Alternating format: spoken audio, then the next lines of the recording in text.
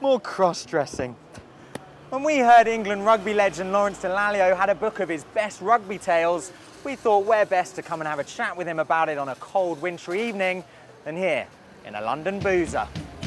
Swing low, sweet chariots, coming forth to carry me home. Swing low, sweet chariots, coming forth to carry me home. All right, Lawrence, well, I've shelled out already for your autobiography. Why should I go and buy this one? Because it's funny, because it's a throwback to an era where rugby players wore the very shirt you're wearing today, actually. You've graced us with your vintage England retro shirt, a true Englishman. Absolutely. I think that when you look at rugby players, you can measure their statistics, their performance, what they've won, what they've lost, what they've done in their career.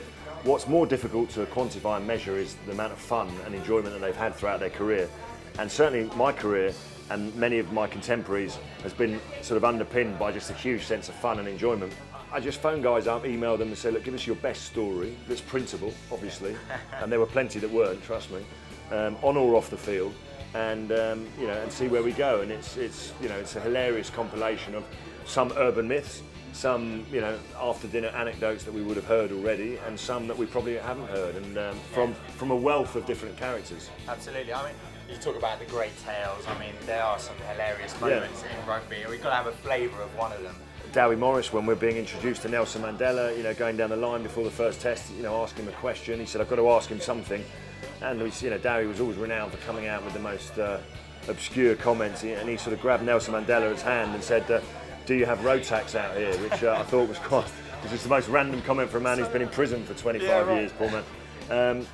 You know, just all sorts of... The answer?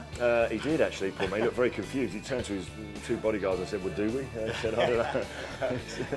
Touring has got to be one of the greatest things you can do in rugby. And for many rugby clubs up and down the country, they could probably all write their own Rugby Tales book of the characters and the stories. I remember my first WASP tour as a young 18-year-old. I was hung out of a 4th floor window by my ankles to collect the kit that had fallen down onto the balcony below. You know, I can't imagine now in the professional era that kind of thing it can happen, obviously. Yeah, sure. But I mean, the lovely thing about the Lions tour recently was that, and I know that Ian McGeechan is a big believer of guys having fun and, you know, that link between the old and the new. And the Lions looked to be having a real good laugh out on tour, and I think that was reflected in the way that they played. So maybe some teams are missing a trick or two, because for me, if guys are happy and they're having fun, you know, that is often reflected in the way they play.